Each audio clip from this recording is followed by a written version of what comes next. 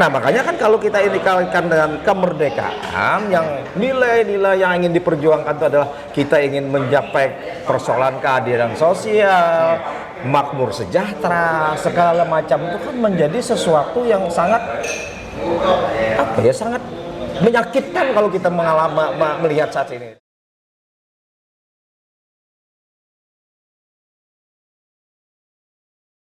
Assalamualaikum warahmatullahi wabarakatuh. Berjumpa kembali kita dalam ngobrol pinggiran akhir pekan, dialog yang diinisiasi oleh jejakrekam.com, media online di Kalimantan Selatan. Menyambut 79 tahun Indonesia Merdeka pada 17 Agustus 2024. Ada rangkaian ekspedisi perubahan melihat realitas hari ini. Betulkah makna dan substansi kemerdekaan itu betul-betul kita rasakan? Tesisnya harusnya ketika kita merdeka tidak sekedar kita keluar atau bebas dari penjajahan, tetapi bagaimana amanat dan mandat penting dari Indonesia Merdeka untuk menuju masyarakat yang adil dan makmur, masyarakat yang sejahtera. Itu betul-betul dirasakan oleh seluruh komponen masyarakat. Itu tesis umum yang kemudian harusnya dirasakan. Nah, tapi kemudian hari ini realitasnya misalnya masih banyak ada problem dengan kemiskinan, masih banyak orang yang masih berkutat dengan urusan dasarnya, urusan perutnya. Itu yang kemudian menjadi bagian dari antitesis yang akan kita bahas, menjadi bagian dari rangkaian ekspedisi kemerdekaan. Sudah hadir seperti biasa ada Bang Dr. Subhan Syarif. Waalaikumsalam. Sehat hari ini? Alhamdulillah sehat. Kita dalam semangat dan nuansa kemerdekaan. Yeah. Bang, ini kan bagian dari diskusi berseri kita. Tema besarnya ekspedisi perubahan, bicara soal tesis dan antitesis.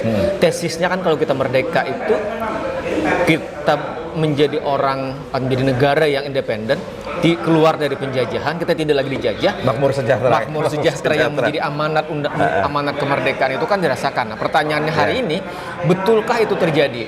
Sementara hari ini realitasnya kan banyak kita lihat, Bang. Kemiskinan itu ada di mana-mana. Ada dua event penting sebenarnya kan. Iya.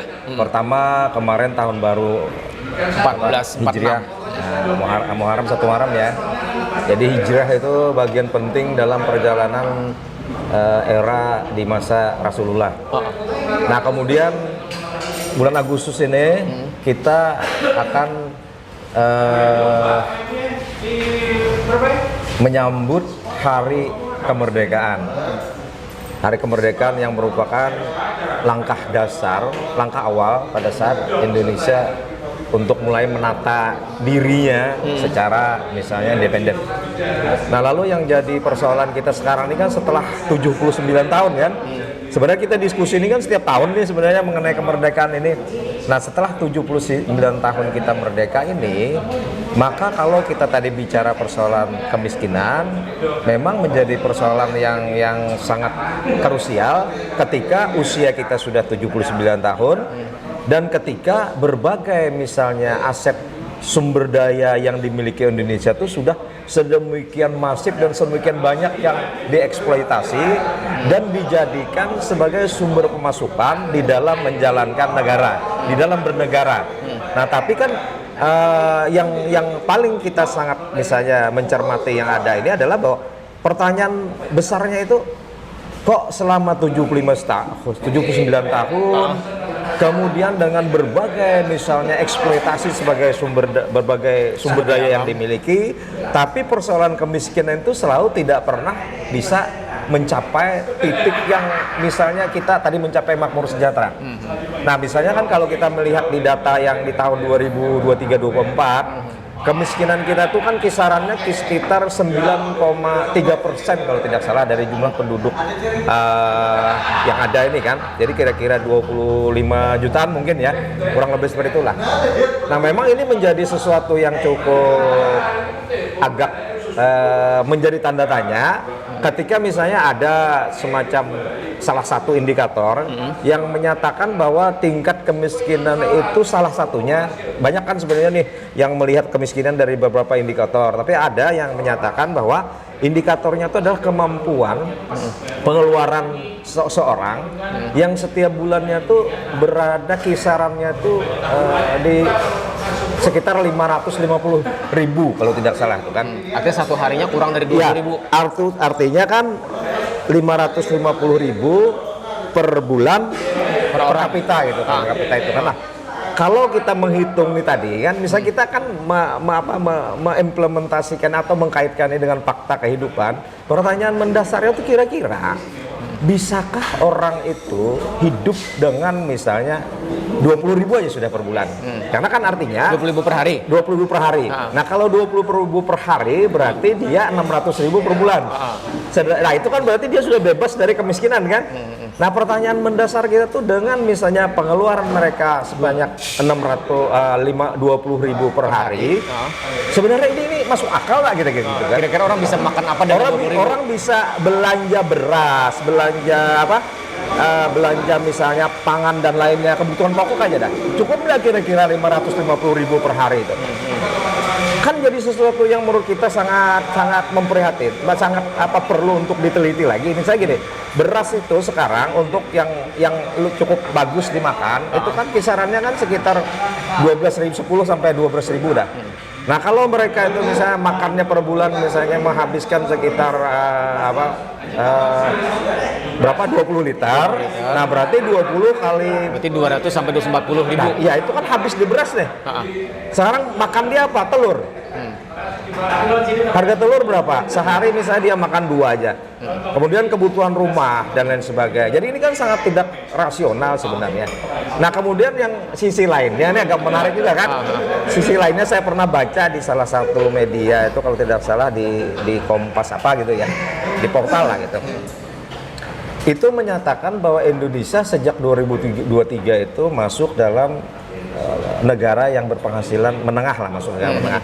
Nah, kalau negara penghasilan menengah dinyatakan lagi hasil penelitian salah satu lembaga gitu, kita lupa nama lembaganya itu, mereka menyatakan bahwa belanjanya itu batasnya itu kalau masih dalam kisaran 1,2 juta per bulan itu masih miskin. Setelah dia belanjanya di atas 1,2 juta baru dia dinyatakan tidak miskin lagi. Ini standar minimalnya berbeda tadi dengan berbeda. 550. Nah, jadi kan yang 550 ini standar yang menyatakan bahwa kemiskinan kita hanya dalam kisaran sekitar tadi 9,3% dengan kurang lebih sekitar 25 juta.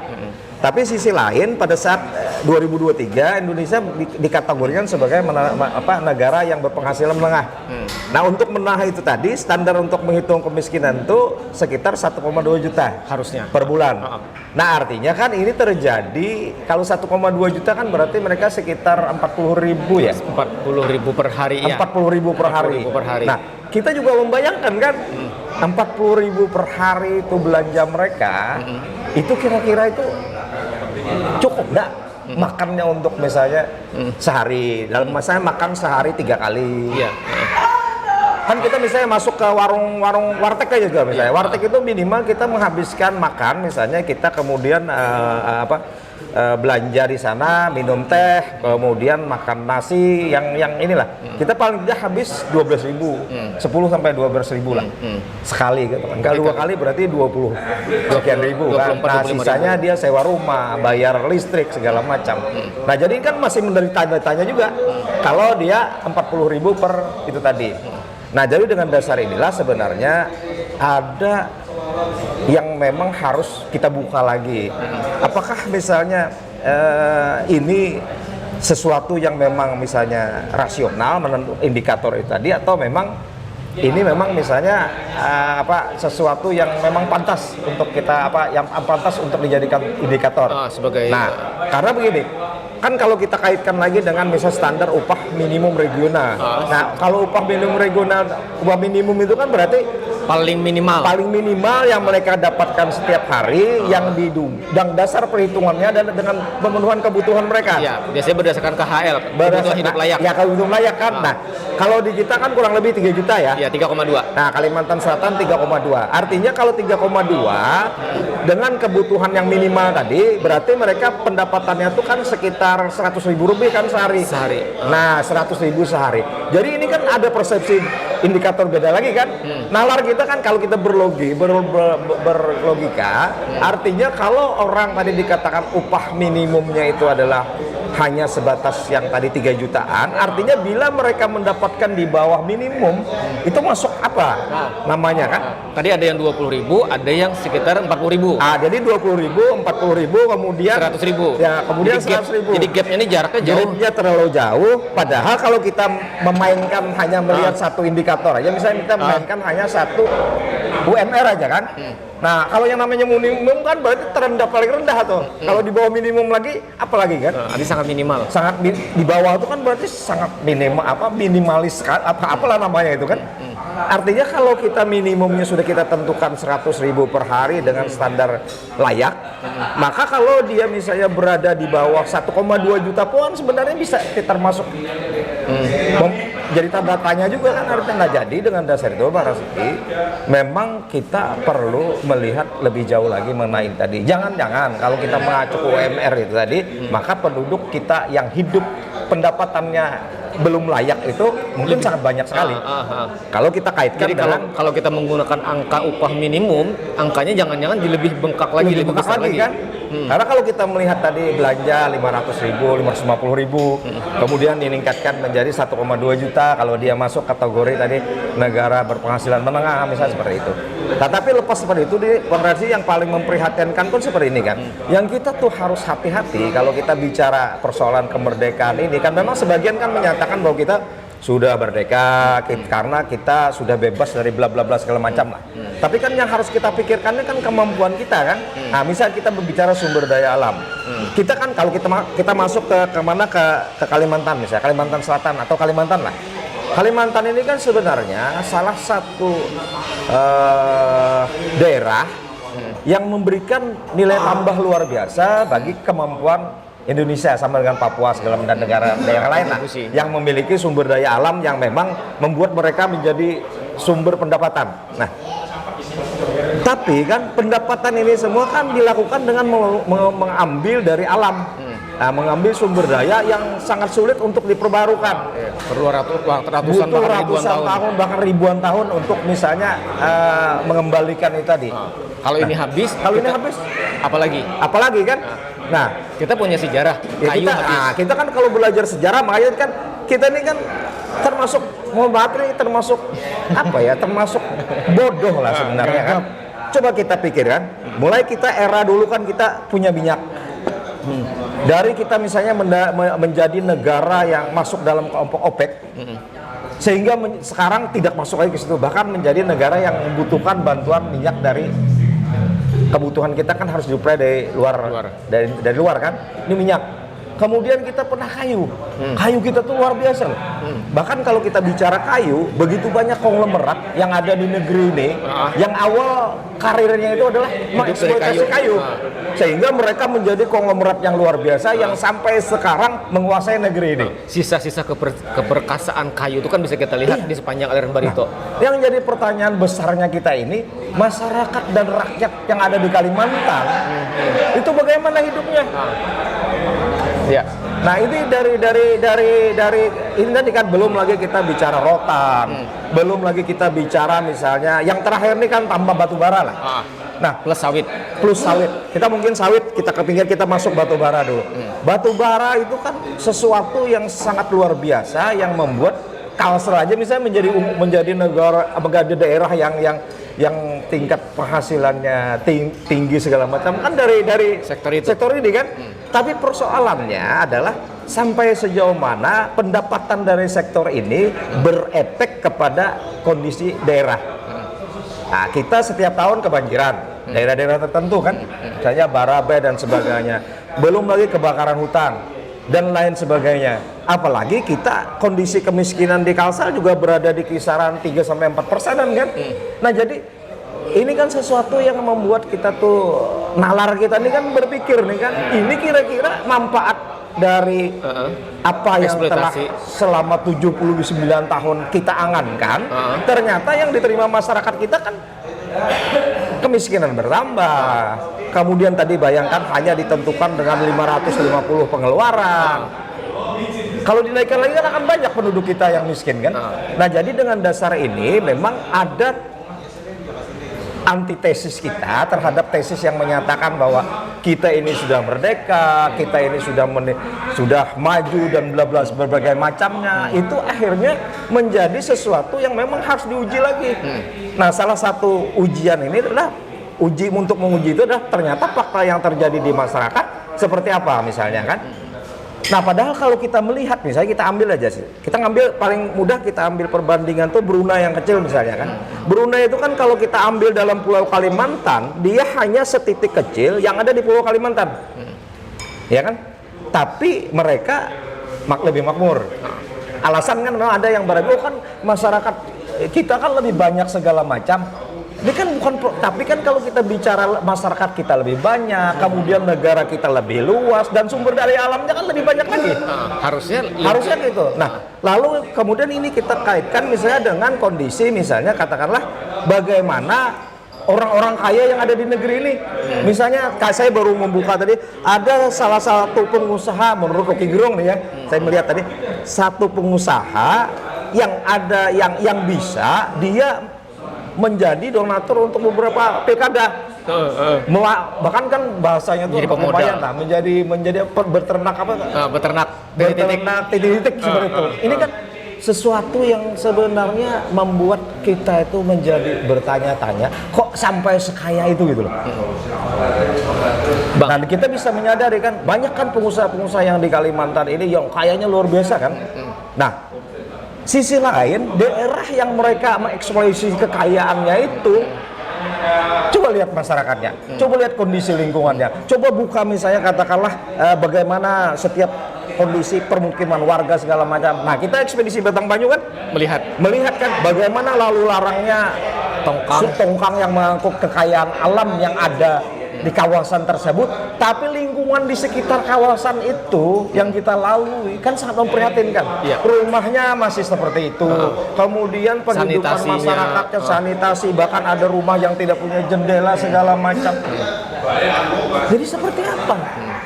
Nah, makanya kan kalau kita ini kaitkan dengan kemerdekaan, yang nilai-nilai yang ingin diperjuangkan itu adalah kita ingin mencapai persoalan keadilan sosial, makmur sejahtera, segala macam, itu kan menjadi sesuatu yang sangat sangat menyakitkan kalau kita melihat saat ini. Saya berkeyakinan Bang Rasidi, seandainya ya kita ini bertemu dengan Bung Karno, bertemu dengan Bung Hatta, bertemu dengan Agus Salim, bertemu dengan Nasir, bertemu dengan tokoh-tokoh yang mendirikan negeri ini, maka saya yakin mereka itu akan menangis.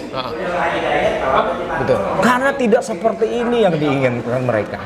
Bang, di tengah glamornya sumber daya alam kita yang luar biasa dieksploitasi, yang itu dinikmati dalam tanda petik hanya segelintir orang, tapi ada potret kemiskinan kita yang hari ini rasa-rasanya kan cukup meresahkan kita. Ini kan ada cerita satir dari seorang amat kan Bang, yang pernah kita bertemu, yang nanti akan coba kita angkat. Nah, tapi sebelum ke situ, setidaknya kan kita cukup miris Bang, seorang anak usia sekolah dasar yang mungkin usianya itu kan antara 10, 11, 12, kira-kira kan hanya 8 sampai 10 tahun lah. Amat ini kan hanya salah satu contoh Bang. Mungkin ada banyak amat-amat yang lain. Banyak. Betapa kita harusnya miris dengan kondisi itu Bang. Seorang anak tidak sekolah, harusnya dia sekolah kan, tapi tidak sekolah, dia tidak. Hari ini dia menjadi tulang punggung keluarganya, kemudian dia harus menjadi penjamin untuk agar kakaknya itu bisa sekolah, Pak. Kita itu perasaan kita ada di mana, Pak? Ya makanya ini kan cerita sangat satir. Ya makanya kan itulah sebenarnya antitesis kan, antitesis bahwa tesis yang menyatakan kita sudah merdeka. Oke, kita sudah merdeka secara kata-kata kan. Merdeka sudah, kita tidak terjajah secara fisik, tidak terjajah. Tapi problem-problem yang terjadi ini kan sebenarnya tidak menunjukkan bahwa kita itu misalnya memang menikmati makna merdeka, menikmati buah dari kemerdekaan itu apa. Ada memang kita tidak lagi terjajah, kita tidak, tapi kan sebenarnya kan tugas negara itu atau penyelenggara negara itu kan menghilangkan amat-amat dan lain sebagainya. Iya, karena amat ini kan bukan cerita imajiner, Bang. Bukan cerita imajiner. Ini nyata. Kita ketemu, dia cerita kan, Bang. Dan tidak ada hanya amat, itu banyak aja lagi yang lain. Nah, jadi ada kan yang datang meminta tolong karena tidak bisa beli beras segala macam kan? Iya. Nah, kita mengalami seperti itu kan. Nah, jadi Ini kan menyebabkan kita menjadi bertanya gitu loh. Sebenarnya apa sih artinya ada negara?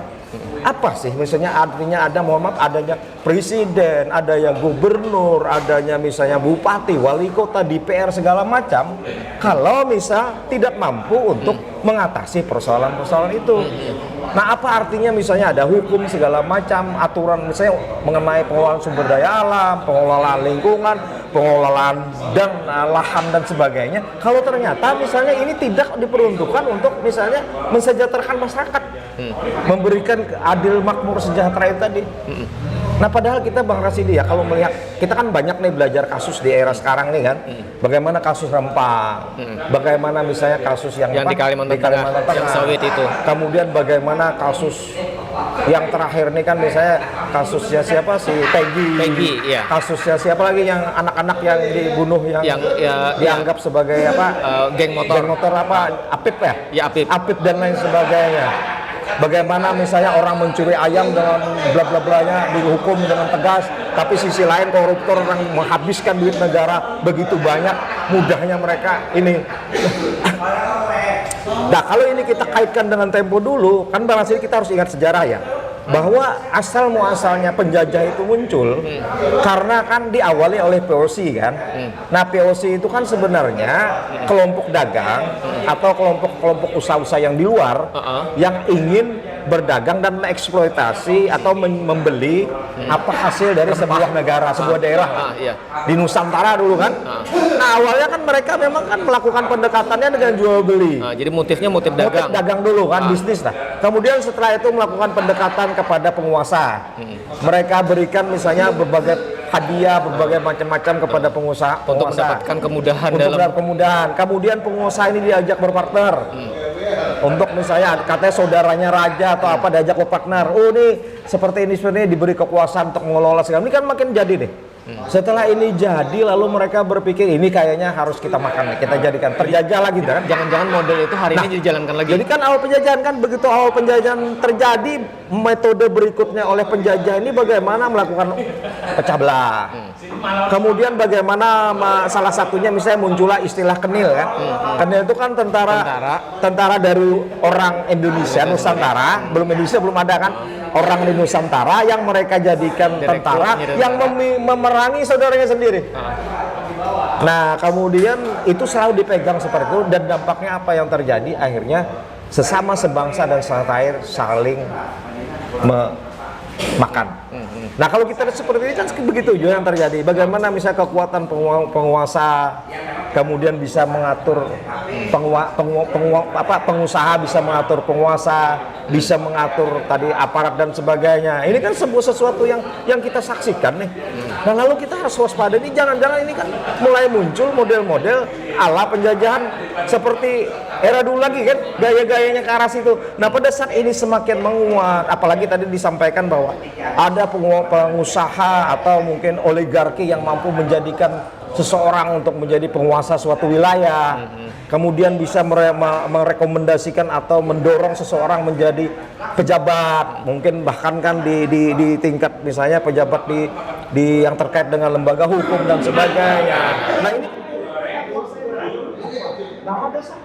mereka kuasai, dan untuk memenuhi kebutuhan mereka, pengamanan mereka, maka yang terjadi itu adalah penjajahan itu sudah mulai lahir lagi dan akan tumbuh subur di negeri kita. Jadi prinsip penjajahan dulu, boleh kalau kita tidak sadar, jangan-jangan dia akan bermetamorfosa dalam bentuk yang lain. Ya, sekarang kan seperti itu. Bagaimana misalnya hanya karena urusan lahan sawit kemudian rakyat menjadi korban. Nah, kemudian bagaimana keberpihakan penguasa misalnya, baik penguasa yang terkait dengan pemerintahan eksekutif, penguasa yang terkait dengan legislatif, penguasa yang terkait dengan misalnya keamanan segala macam, keberpihakan mereka ada di mana. Padahal kan mereka hadir itu kan untuk memberikan rasa keadilan, manifestasi rasa keadilan ke masyarakat, kemudian perwujudan mengenai kesejahteraan dan kemakmuran. Itu kan tugas yang diemban oleh para pengatur negara ini kan. Jadi mulai unsur legislatif, yudikatif, eksekutif, tugasnya itu kan untuk menuju ke arah situ. Tapi sekarang kan aneh. aneh sekarang ini kan. Kalau kita logika kita tuh mau berbicara yang seharusnya, maka harusnya setiap pemimpin itu akan mendahulukan kepentingan masyarakatnya sebelum kepentingan dia. Lah kalau sekarang kan beda. Artinya yang seharusnya tidak sesuai dengan yang senyatanya. Iya, itulah antitesis kan. Misalnya pemimpin, nah, kalau tesisnya berdasarkan standar ilmu, kaidah ilmiah, kaidah agama, pemimpin itu kan adalah pelayan rakyat. Tugasnya melayani rakyat. Tugasnya memberikan kesejahteraan dan kedamaian kepada rakyat. Artinya mereka tidak akan bisa hidup dengan nyaman kalau rakyatnya masih ada yang menderita. Kalau sekarang kan kebalik, hidup mereka kan fasilitas. Contoh di jalan raya, jalan raya itu kan kalau mereka lewat itu semuanya menjadi milik mereka. Orang minggir, orang harus pinggir. Bahkan kan kadang-kala dengan misalnya mereka minta kawalan apa itu, walaupun ini bukan penguasa, orang yang punya dan kemampuan lebih, mereka bisa menggunakan itu akhirnya. Itu contoh kecil Bang Rasidi. Jadi tidak punya nilai-nilai etika atau mungkin kepahaman mengenai bagaimana falsafah pemimpin dalam persoalan keilmiahan dan persoalan aturan agama. Nah jadi itu kan gaji, coba lihat. Masyarakat tadi penghasilan miskin jumlahnya, penghasilan mereka masih kalau yang kita anggap menengah tadi kan 1,2 juta belanjanya. Lah kalau belanjanya penguasa berapa? Pendapatan mereka berapa? Belum fasilitas penunjang segala macam berapa? Listrik mereka siapa yang bayar? Air mereka siapa yang bayar? Rumah mereka disiapkan semua. Jadi sebenarnya tidak ada alasan bagi pemimpin itu atau penguasa itu untuk tidak mampu memakmurkan rakyatnya. Karena mereka sudah dijamin semua, Bang Rasidi.